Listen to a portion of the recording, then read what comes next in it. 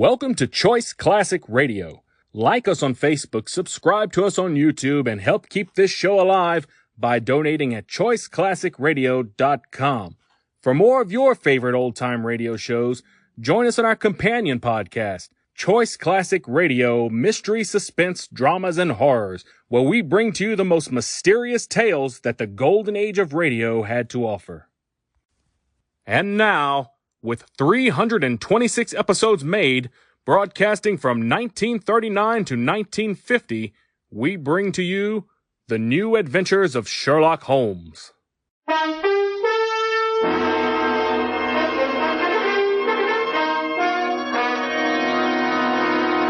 Kreml Hair Tonic and Kreml Shampoo present The New Adventures of Sherlock Holmes, starring Nigel Bruce as Dr. Watson and Tom Conway as Sherlock Holmes.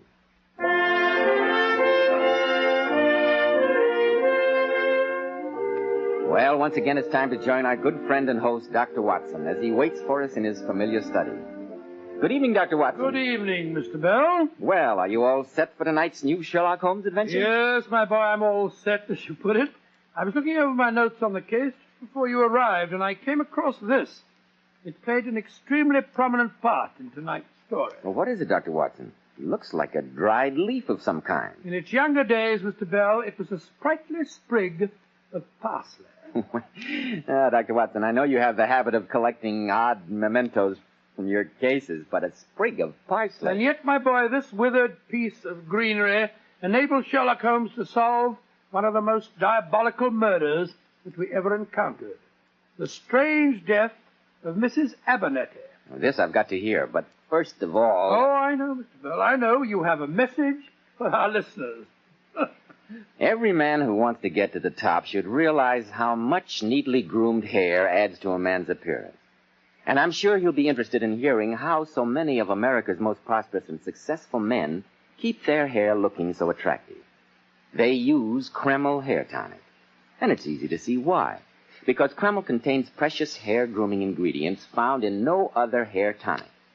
This is why Kreml gives a man's hair such a natural, well-groomed look. It keeps it in place longer, too. Yet Kreml never leaves hair looking or feeling greasy or sticky. Never leaves it feeling stiff as a board. Just make this test, men. After you apply Kreml, run your hand back over your hair. Notice how delightfully clean your hair feels. Notice how no grease comes off on your hand. Your hair always looks like a million and feels like a million when you use Kreml. Kreml. Kreml Hair Tonic.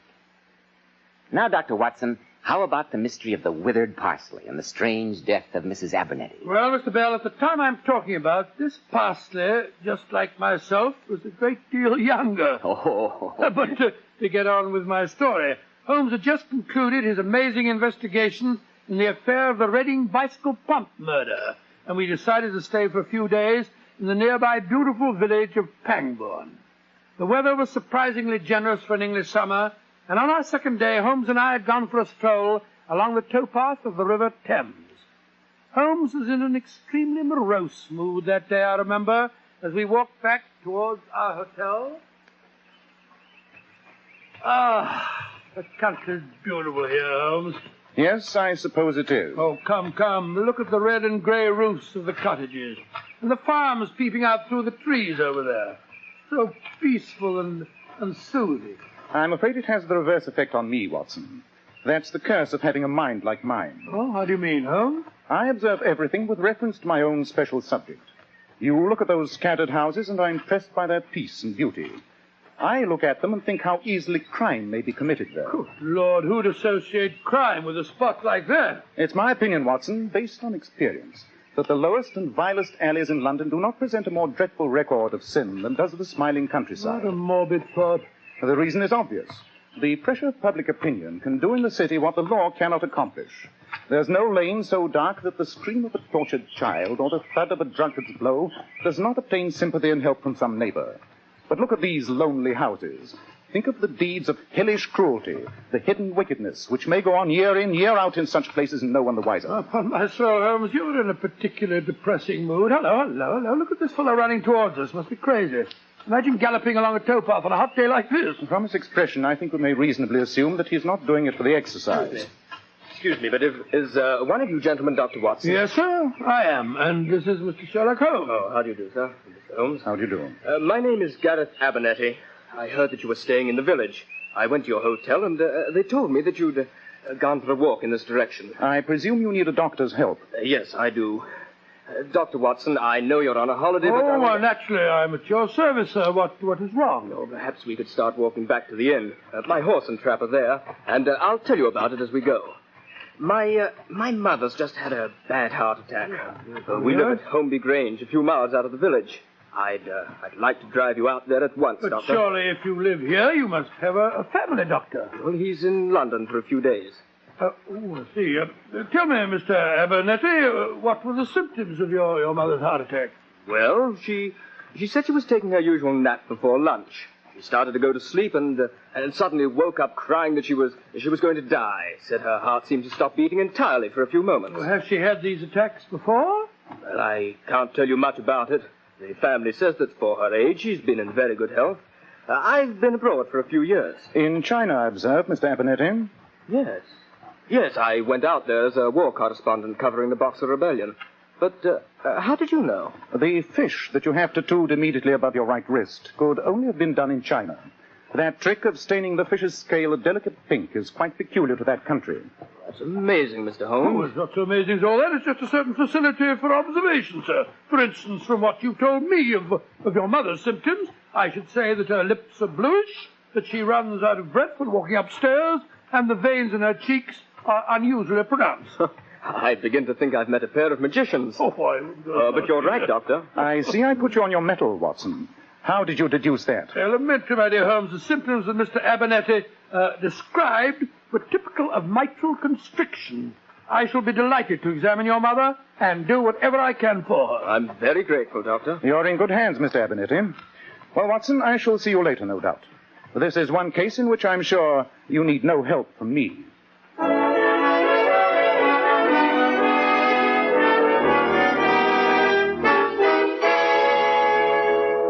Dr. Watson, I'm not much of a one for doctors. Stick out your tongue and give me a guinea. That's what most of them say. Well, what's your verdict? Well, that there's nothing seriously wrong, Mrs. Abernetty. Just take these drops I'm giving you before each meal and you'll be well in no time. Lizzie. Yes, ma'am? You heard what the doctor said. Now try and stop your wool gathering long enough to see that I get those drops. Yes'm, I won't forget. You'd forget your own name if the butcher's boy was to ring the bell, though, wouldn't you? Yes'm, I mean, no. You can leave the room, Lizzie. Yes'm. I think you should rest for a while, Mrs. Abernetty. Plenty of time for rest at my age, Doctor. Anyway, I want to talk to you privately. That's why I sent Lizzie out of the room. I want you to bring your friend Sherlock Holmes here to lunch tomorrow. Sherlock Holmes? But how did you know that... That he was in the village? There's nothing new in the village or anywhere else going on here that I don't know about, Doctor. Now, will you bring him? I've got something very important to discuss with him. Well, ma'am, I don't think of the state of your heart that you... Oh, what was that filthy medicine you gave me? Oh. It's made me sleepy. Well, that was its purpose, madam. My family think I'm going to die. They're waiting for it. Hoping for it. Oh, rubbish, rubbish, rubbish. You're not going to die, madam. We'll fool them, Doctor, won't we? We'll fool them. Oh, who is it? Now, Mrs. Abernetty. I'll go to the door. Oh, Doctor, I came to see how Granny was getting along. I'm Rose Abernetty. I'm Dr. Watson. How do you do, my dear? Who is it, Doctor? It's me, Granny. I came to see how you are. Take the doctor downstairs, Rose. Give him some tea and introduce him to the rest of the family. He's got bad news for them. I'm going to live.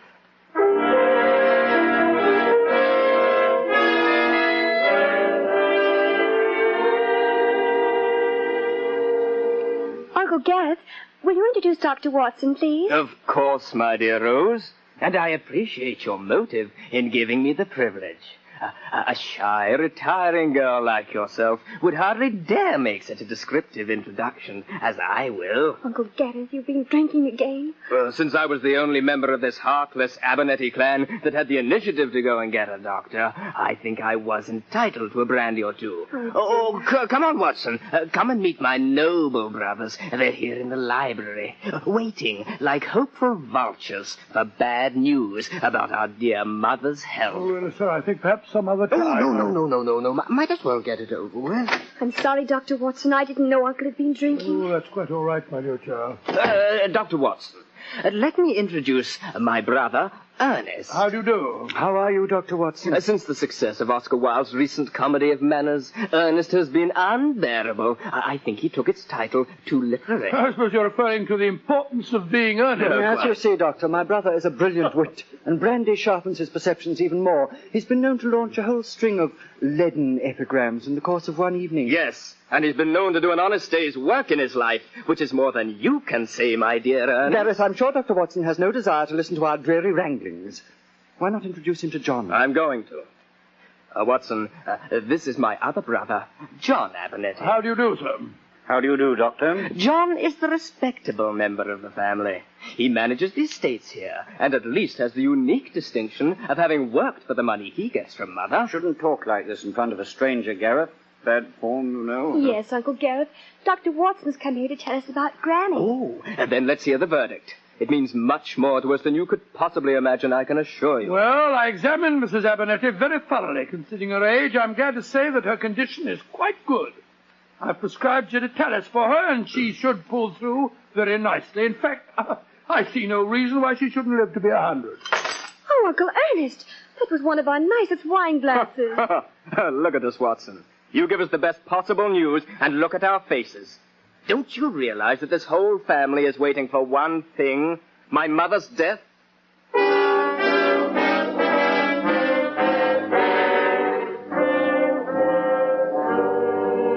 I tell you, Holmes, it was perfectly nauseating. I must say they sound like a peculiarly unattractive family. All except the granddaughter Rose, she's a sweet little thing, but the others are a bunch of good-for-nothings. Undoubtedly.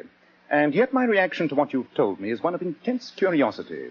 As I remarked earlier today, the quiet countryside, beneath its external beauty, cloaks some of the vilest happenings. Well, I admit the atmosphere in that household is vile, all right. And think of the potential tragedy smoldering there. A wealthy matriarch who controls the purse strings. 4 relations living there and praying for one thing, her death. No, Watson, with such a setting, my curiosity is overpowering. Then you will call on her? If you think she's in good enough condition to see me. Attempts may have already been made on her life. Normally I'd suggest postponing it for a day or two, but if you think that she's in danger, Quite. I feel... Watson, tomorrow we shall call upon the lady and see what can be done to help her.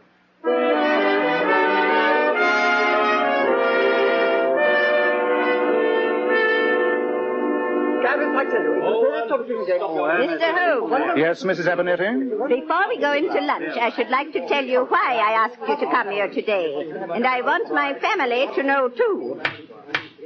Children, I want your attention. Oh, Mother, not another lecture, surely. No, Ernest, not a lecture. Merely a statement of fact. I have asked Mr. Sherlock Holmes here today because he is a detective. A detective? What's the matter, Mother? Has someone pinched the family silver?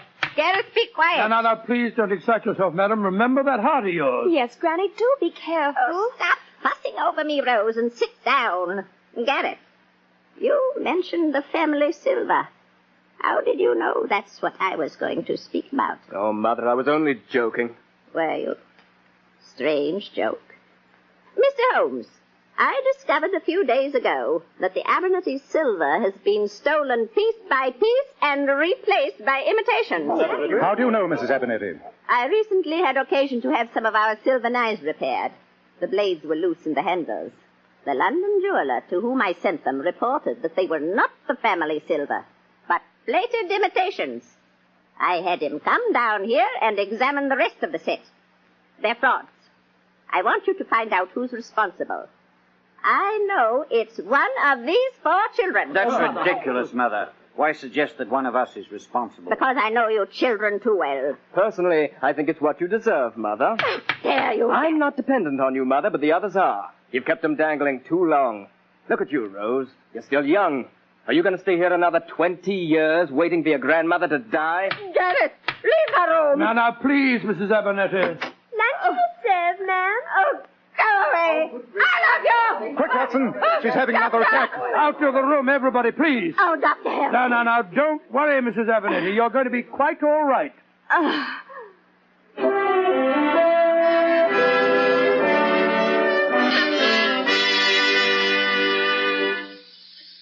Are you feeling better, Mrs. Abernetty? Yes, Mr. Holmes, I am. That digitalis soon pulled you round, didn't it?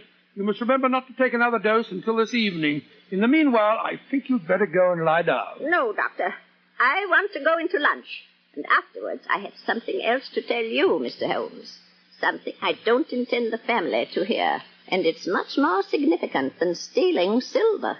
Mrs. Abernetty, I think if you were to tell me your real problem now, simply and directly, a great deal of time and patience might be saved. After lunch, Mr. Holmes. Doctor, give me your arm.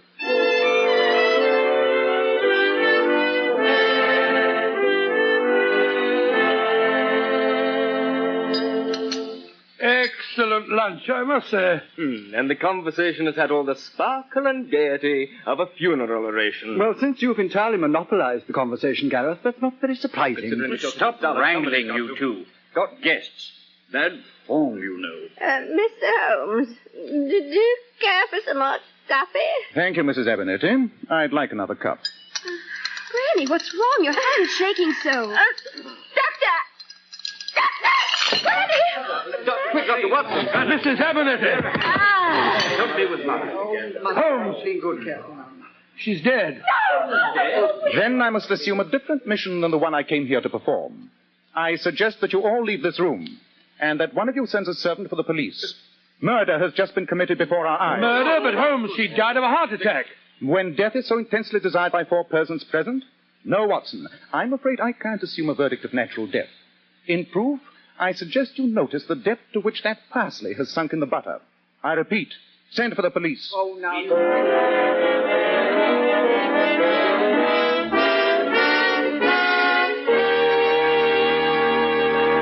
Before we find out what the police discover, men, once you get bald, there's nothing you can do about it. But it's never too early to make the most of the hair you've got. That's why I urge you to try Kreml Hair Tonic. Kreml contains very special hair grooming ingredients which have never been duplicated in any other hair tonic. Kreml keeps the hair in place longer, always looking so neat and well-groomed, never greasy or sticky. But this highly specialized hair tonic does lots more than just keep the hair looking handsome.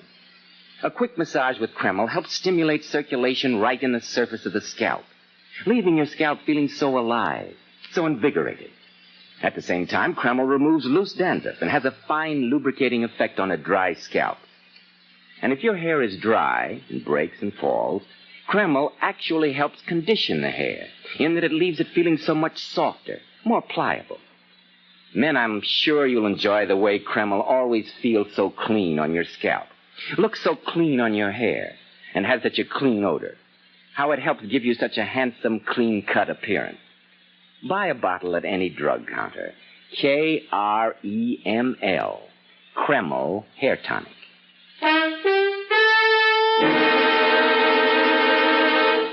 Well, Dr. Watson, I begin to see what you mean about that withered sprig of parsley. But I still don't understand what it had to do with the death of the old lady. Oh, more did I, Mr. Bell, at the time, but Sherlock Holmes soon explained it to me. As soon as the family had left the dining room and the police had been sent for, Holmes and I stood together in that room of death, examining the dining room table. Yes, Watson. I'm certain that she was poisoned before our eyes. But how, Holmes? You'll admit that in her condition a double dose of digitalis would have been fatal? Possibly, yes, but she didn't have an overdose. I gave her some before we came into lunch and told her not to take her usual dose at the table. And she didn't take it. Not consciously, Watson, but I'm convinced that she received another dose in her food. How? She didn't eat the roast lamb that the rest of us had. She simply had 2 lightly boiled eggs. She cracked them open herself. They couldn't have been poisoned. But she put butter in her eggs, large quantities of butter. We all ate butter from the same dish, Holmes. True, But once again, I ask you to observe the significant fact. The depth to which the parsley has sunk in the butter. The parsley hasn't sunk perceptibly at all. That, my dear Watson, is the significant fact. Oh, beg your pardon, sir. Lizzie said as how you thought something was wrong with the lunch. I'm the cook. Something was very wrong with the lunch, my good woman. Oh, I'm sorry. And I hear as how Mrs. Abernetty's been took with another of her spells. Yes, she has. Tell me, was this table laid for lunch at 1 o'clock? Yes, sir, it was. But you didn't come in till half an hour later. While Mrs. Abernetty's attack delayed us in the drawing room, did anyone come through the kitchen into this room? No, sir. Lizzie and me would have seen him if they had. And when you set the table, you placed this butter here? Yes, sir. As you see, it's garnished with parsley. Did you do that? No, sir, I didn't. That's funny. Who could have put that on there? Joe Holmes, you're right. But the roast of lamb was garnished with parsley, wasn't it? Yes, sir, it was. Splendid. I'm much obliged to you. I hope the mistress finds better soon, sir. Watson, I'm going to take that butter to the village, chemist shop, and have it analyzed. While I'm doing that, I want you to conduct an experiment of your own. What do you want me to do? Obtain a fresh quantity of butter from the kitchen. Place a sprig of parsley on top of it, and see how far in half an hour it sinks in. Ridiculous way of spending my time, I must say. Nevertheless, Watson, I think the experiment may give us the vital clue to the murder.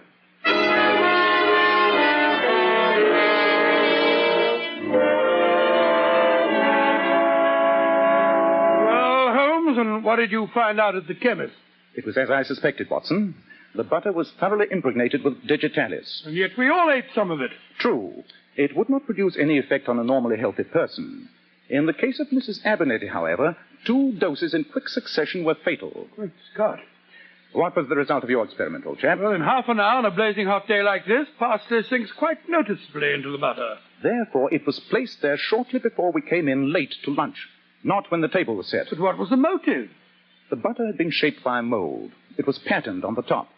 The murderer used a hypodermic needle to inject the digitalis, and he had to hide the holes made by the needle. So he took the parsley from the roast and placed it on the butter. Who had the opportunity? That's what we have to find out. Have the police arrived? Yes, there's a Sergeant Jenkins in charge. He's out there in the kitchen questioning the servants. Then let's join forces. A murderer's in this house, Watson. Between us, we've got to catch him.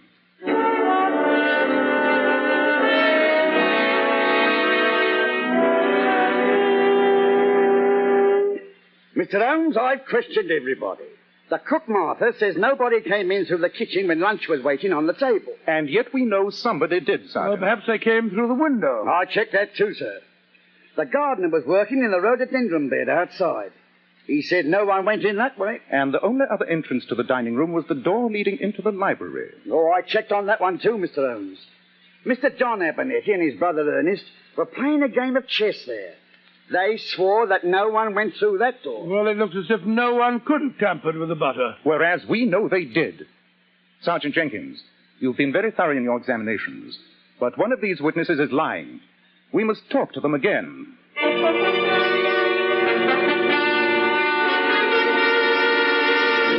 Martha, when you said no one came through your kitchen and went into the dining room, you meant no member of the family, didn't you? That's right, sir. If it had been one of the other domestics, Lizzie, for example, you wouldn't have noticed it? No, you mention it, sir.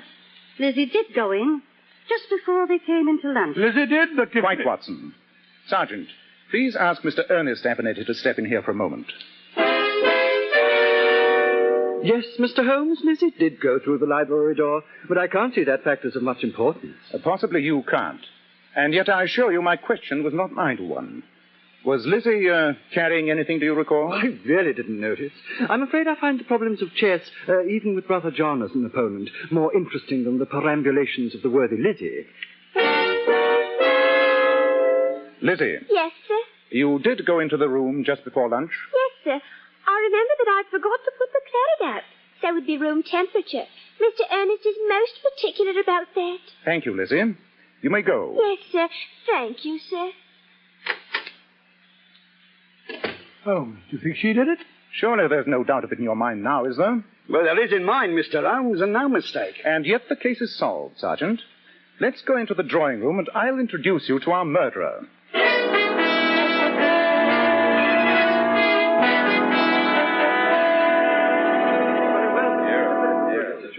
And so, ladies and gentlemen, you can all see now how the murder was committed. But by Lizzie? But that doesn't seem possible, Mr. Holmes. What motive would she have? Oh, I could understand her motive. Mother's been an absolute tyrant with her. I find it hard to believe that with her addle-pated mentality, she'd have the imagination to think of such a plot. Oh, no, Gareth. The man responsible for this murder is you. Uncle Gareth! This is ridiculous. I did not say the murderer. I said the man responsible. But Holmes, what on earth are you driving at? Gareth, by his example in finding a job and going abroad, caused one of his other relatives to become disgusted with the life of a parasite. That person decided to go beyond such petty devices as stealing silver and to turn to murder. And Abernetty commit murder? I say, really. A remarkably brilliant observation. Which one is it, John? Holmes? Surely that's obvious. Two witnesses, the cook and Ernest, at first swore no one had entered the dining room. Then, when I asked a question based on one of the elementary flaws of direct evidence, each admitted that Lizzie had entered. Lizzie herself admitted it, Mr. Holmes. Very true. She told us in detail how she had entered the dining room once, but the witnesses had her entering twice. The cook saw her come through the kitchen door, and you, Ernest, admitted that she had passed you through the library door. Someone else had realized that same flaw of evidence, that no employer really notices the actions of a servant. Someone else had entered that room in the maid's uniform. And who is the only suspect who could have done that? By Jove, Rose Abernetty. The shy and retiring Rose? Yes, I killed Granny.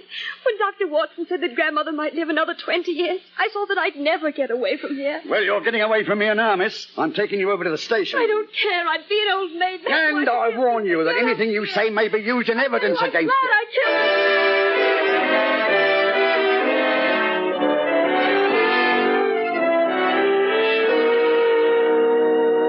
What a shocking case. I'm glad we're headed back to our hotel and never have to see that Abernetty family again. We'll have to make a brief appearance at the trial of the girl, I'm afraid. I still find it hard to believe that quiet, shy little thing was capable of conceiving such a devilish murder. Solitude, unhappiness, and the companionship of an evil, maladjusted family and a tyrannical grandmother breed dark fancies, Watson. She dressed up in a maid's uniform, convinced that no one would give her a second glance, and then, having poisoned the butter, returned, changed her dress, and sat down at the luncheon table. Precisely. Well, Watson, this has been an unsavory case, but it points a moral. A moral that I hope you, as my self-appointed biographer, will profit by. And what moral is that? The extreme importance of observing details. Miss Abernetty would not now be on her way to a prison cell if I hadn't noticed one vital clue. The depth to which the parsley had sunk in the butter.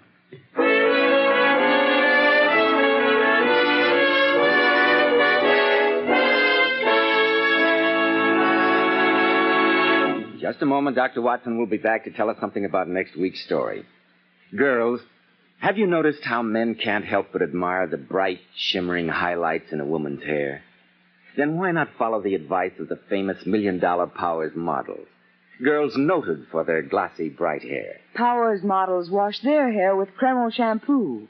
This amazingly beautifying Kreml shampoo actually glamour bathes each tiny strand of hair and uncovers all its natural, radiant luster. Yes, and Kreml shampoo never dries the hair. In fact, it has a beneficial oil base which helps keep the hair from becoming dry or brittle. Its luxurious active foam penetrates right to the scalp and removes all loose dandruff as well as the dirt. So, ladies, buy a bottle of Kreml shampoo at any drug counter. See how easy it is to glamour bathe your hair to a vision of tantalizing loveliness. Kreml. Kreml shampoo. Now, Dr. Watson, what about next week? Well, next week I think I'll tell you about the singular affair of the Coptic compass. The Coptic compass?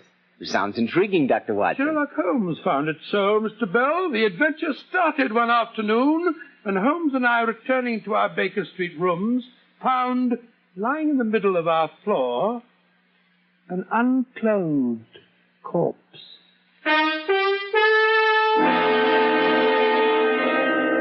Tonight's new Sherlock Holmes adventure was suggested by an incident in Sir Arthur Conan Doyle's story, The Six Napoleons. Nigel Bruce appeared by permission of California Pictures, Tom Conway through the courtesy of Eagle Lion Pictures. This is Joseph Bell speaking for Kreml Hair Tonic and Kreml Shampoo, and inviting you to be with us next week at this same time when Dr. Watson will tell us about the singular affair of the Coptic compass.